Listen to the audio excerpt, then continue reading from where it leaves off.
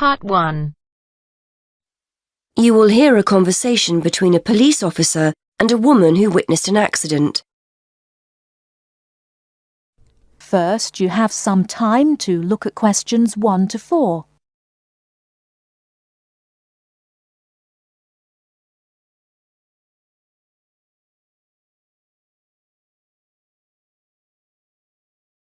Now we shall begin. You should answer the questions as you listen, because you will not hear the recording a second time. Listen carefully and answer questions 1 to 4. Hello, madam. I understand you witnessed the accident. Have you got a few minutes to tell me what you saw? Yes, no problem. I don't have to be back at work for a while, so I'm pleased to help. Did you actually see what happened? Yes, I was standing over there near the bus stop. I was on my way to get something for lunch and just happened to be looking at a shop across the road. That's when I saw the red car come out from the junction over there. You don't happen to know what time it occurred, do you? Well, I left work for my lunch break at 1, and it's only about 10 minutes walk away, the office, I mean. So it might have been about 1:10. Although I did pop into the shop for something, so it was probably closer to 1:15. So it pulled out of Monk's Road, that's the road over there, straight onto High Street. That's right, yes. Did you get a view of who was in the car? There were 3 of them. 2 in the front, the driver of course, someone in the passenger seat, and there was someone in the back. They were quite young. I doubt if they were much older than 20. Anyway, they came speeding out of the side road over there and hit that lady's bicycle. The driver didn't bother to stop to find out if she was okay. He just drove off along the main road towards the town centre. Is the woman okay?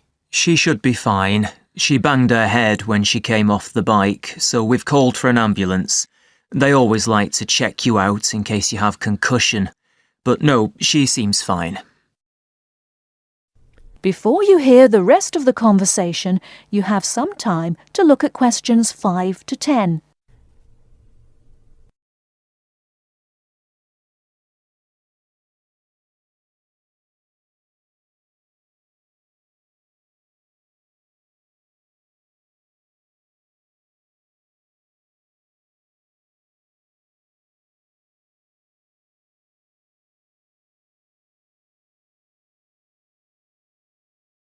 Now listen and answer questions 5 to 10. The bike doesn't look too good, though. I don't think she'll be using that again. I suppose she was very lucky, really. If they'd hit her instead of the front wheel, she could have been seriously injured. It looked like they were just in a hurry and didn't want to stop at the junction. I know the traffic lights aren't working there, so perhaps they thought they could just pull out. Could you give me a description of the car? Do you know the make and model? Well, I'm not very good with cars, but I'm pretty sure it was the same model as my husband's car, a Ford Fiesta. It was red, like I said, and quite old, and the door on the driver's side was damaged. It looked like it had been in another accident some time ago. I don't suppose you had a chance to take down the registration number, did you? I did, actually. Let me see. Y48BYW. Will that help you trace them? That's really helpful. It depends. It might be a stolen car, but at least we'll be able to trace the owner. If it wasn't stolen, then yes, we'll be able to find out the name of the driver. Now, would you mind giving me your contact details, just in case we need to get in touch about anything? Of course. What's your name? Mrs. Stansfield. Rita Stansfield. That's Stansfield.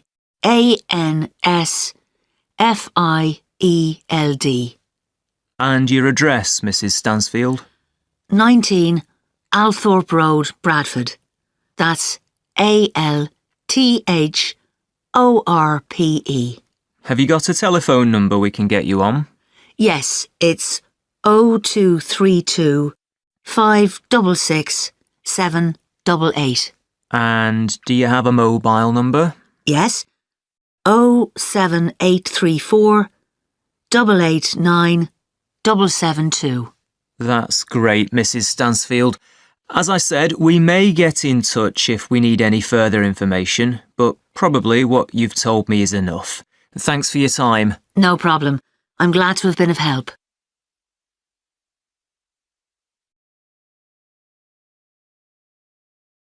That is the end of part 1. You now have half a minute to check your answers.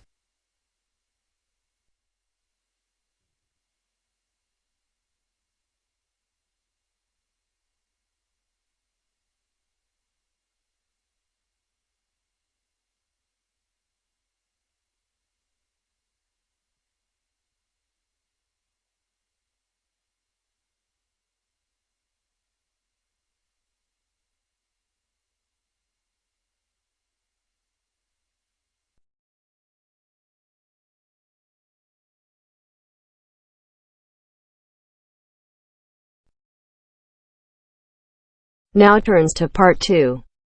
Part 2. You will hear a presenter on a radio phone-in show. The presenter is talking to a woman who was bitten by a poisonous spider. First, you have some time to look at questions 11 to 15.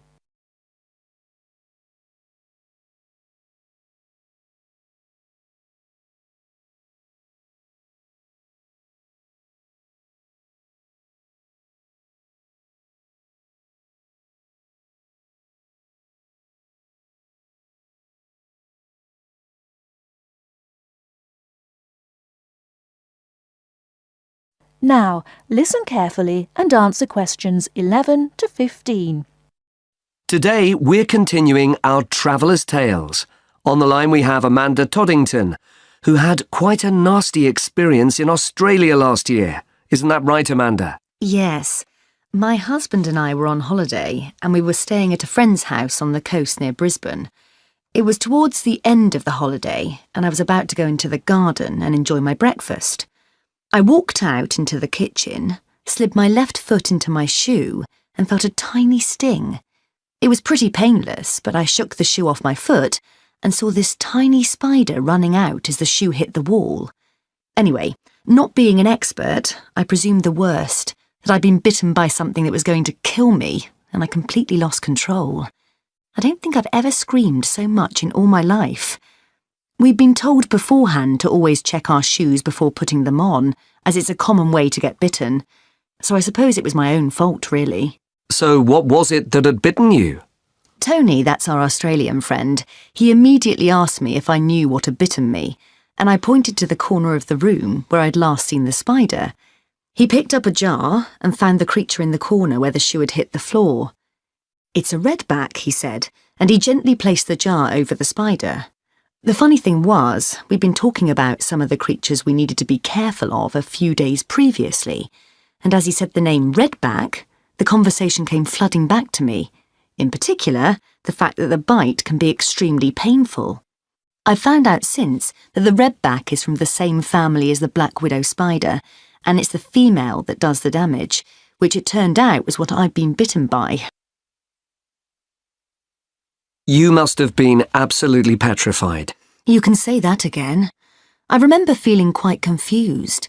I wasn't in a great deal of pain to begin with, and yet I could see from our friends' faces that they were concerned. Tony explained that the venom or poison of the bite spreads quite slowly, so the pain doesn't feel too bad at first. Gwen, Tony's wife, brought an ice pack, and Tony held it against the bite to make it less painful. Apparently, you're not supposed to put a bandage on the area, as this can make it hurt even more. Tony tried to put my mind at rest by explaining that this was quite a common bite, that the hospital would have an antivenom, and that everything would be okay. But I was beginning to panic. We were flying back to the UK the next day, and I really didn't know what to do. Before you hear the rest of the talk, you have some time to look at questions 16 to 20.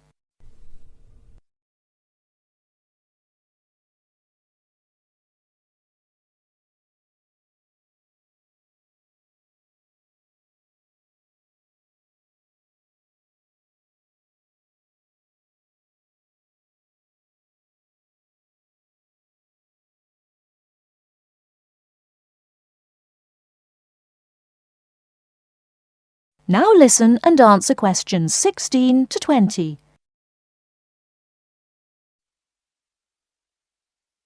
So what did you do? Well, Tony phoned the doctor, who told him to check my symptoms for the next hour or two. As time went on, the pain became very intense, from my foot right up to my knee. My husband was on the internet and was reading out the possible symptoms. I wasn't feeling sick, and I hadn't yet developed a fever, but I had a terrible headache, and my foot was beginning to swell up. At this point, Tony decided to take me to the local hospital to be on the safe side. I really didn't want to go, as I had visions of being kept in for days and all our plans being spoilt. But Tony and my husband insisted.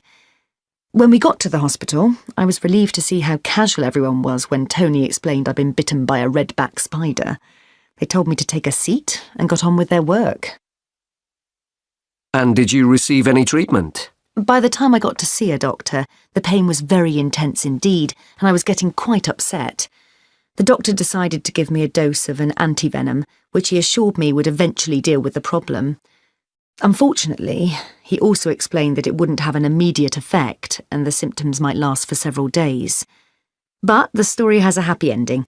My husband managed to book us onto another plane 1 week later.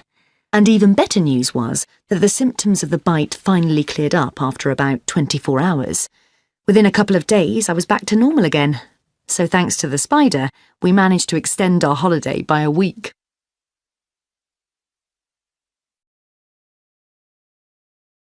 That is the end of part 2.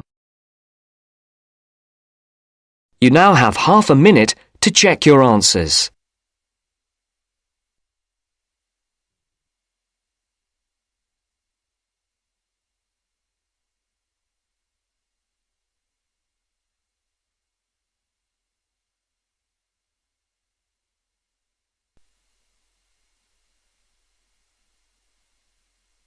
Now turns to part 3. Part 3. You will hear a conversation between a university tutor and a student about a jobs fair. First, you have some time to look at questions 21 to 23.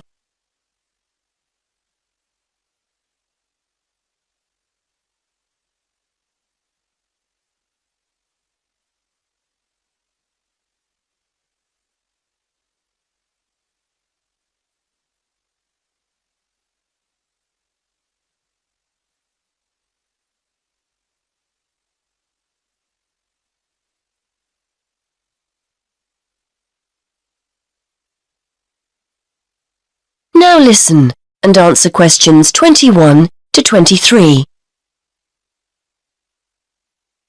OK, Fergus, so we've looked at your assignment, which was OK.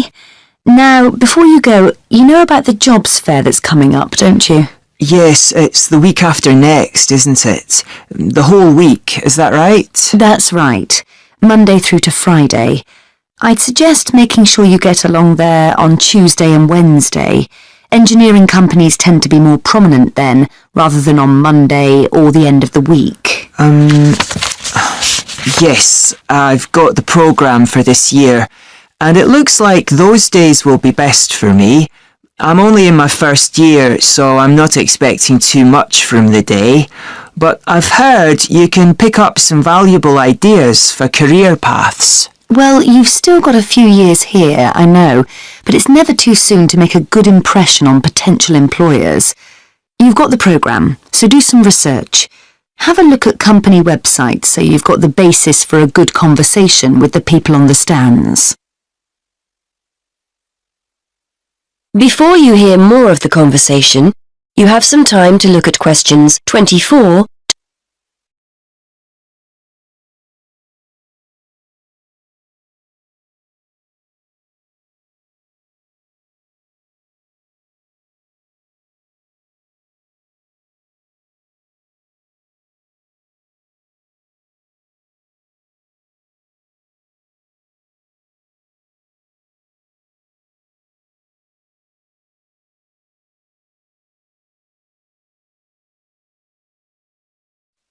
Yes, I was looking at one the other day. The boss was being interviewed about their staff development programme, and there are one or two other firms I'm also interested in. That's good. You've made a start already. Remember to think about what you're going to ask people before you turn up. Not how much you're likely to earn, of course. You only discuss salaries at job interviews. No, questions about the skills you need for the job, the kind of personal qualities employers are looking for, that kind of thing. Yes, I see what you mean. It's best to go prepared and make the most of the opportunities. And I'm sure you don't need telling that it's a good idea to dress correctly for the event. You need to give off a professional air. Well, I won't be buying anything special for the occasion, that's for sure. I've got a suit and tie at my parents', but I don't have time to collect it. I'll make an effort, though. A nice pair of trousers and a jacket. Nothing too formal. I'm sure you'll look the part. By the way, you'll often find companies have more than one representative. Maybe someone from marketing handing out free gifts, someone who'll explain the interview process, an ex-student who now works for them, that kind of thing. Try and direct your questions towards the best person. Yes, that's a good idea. I'd certainly be keen to talk to any ex-students that are around. I'm sure you'll find the whole thing really useful. It's important to go to these events, and we always get great feedback from students who've attended. As long as you go with the right expectations. It's unlikely you'll come away with the promise of a job, of course. It's more about discovering what companies are looking for in potential employees. Yes, plus they're a great opportunity to practice things like networking, meeting new people, talking about yourself and what you do. Do you know what I mean? Definitely, yes. There will be several high-profile companies in the engineering sector, and you'll have the chance to get to know some useful people. If they give you their card or contact information, make sure you keep it safe. It's a sign they like you and want to keep in touch.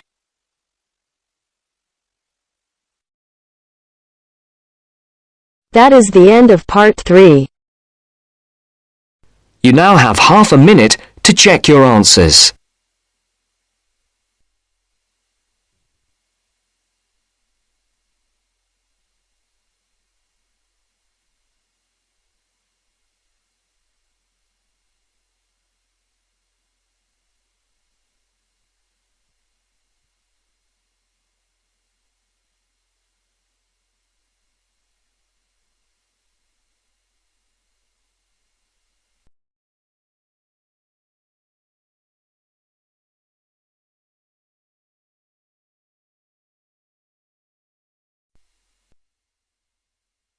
Now turns to part 4. Part 4. You are going to hear a lecturer giving a talk on a type of fundraising for business called crowdfunding. First, you have some time to look at questions 31 to 40.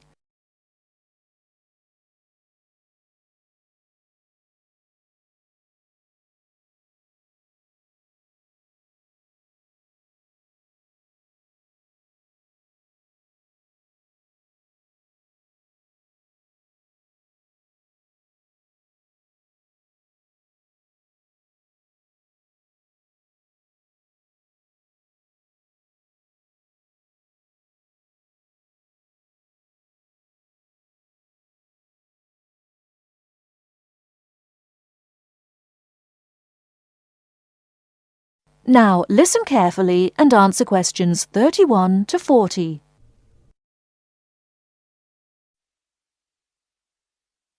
Good morning, everyone. Today we're continuing our look at funding opportunities for small startup businesses. The emergence of social media has given companies the ability to connect with fans and potential customers directly. On the back of the growth in social media, a model of raising finance has emerged known as crowdfunding. This revolutionary way of raising finance began with micro-lending in the 90s.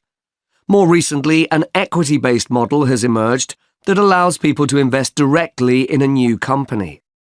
We're going to examine this in more detail later, but let's turn first to a third model, which I'll term a fan-based model. With this model of crowdfunding, individuals are encouraged to give an amount of money to support the launch of a project or initiative without the promise of any financial return. Instead, there's a reward for donating. This contrasts with the micro-lending model, which would require a return on investment, and the equity-based scheme, which may offer shares. Crowdfunding portals or websites allow the business concerned to present the initiative along with the financial target required. There's a fixed time limit for fundraising, and if the target amount is reached, all donations are paid to the company or individual. Whether it's an author planning to write a new book, an independent film company looking to make a new film, or a technology company with an idea for an app, the person or company needing funding would turn to its fan base for support. This is managed through one of the many crowdfunding online portals that have emerged. Of course, a fan or supporter of a particular initiative is likely to give money anyway. But donation-based crowdfunding will often make donating even more attractive by offering a rewards-based incentive scheme. Let's take a film company, for example, that needs funding for a new film. For a small set donation, the donor might be offered a free ticket to the premiere or a DVD of the film. A larger set donation might be rewarded by the chance to attend a launch event when the film goes live. Those people who make bigger donations could even be offered the chance to meet the cast of the film, whilst the highest level donation could see the person's name mentioned in the film credits.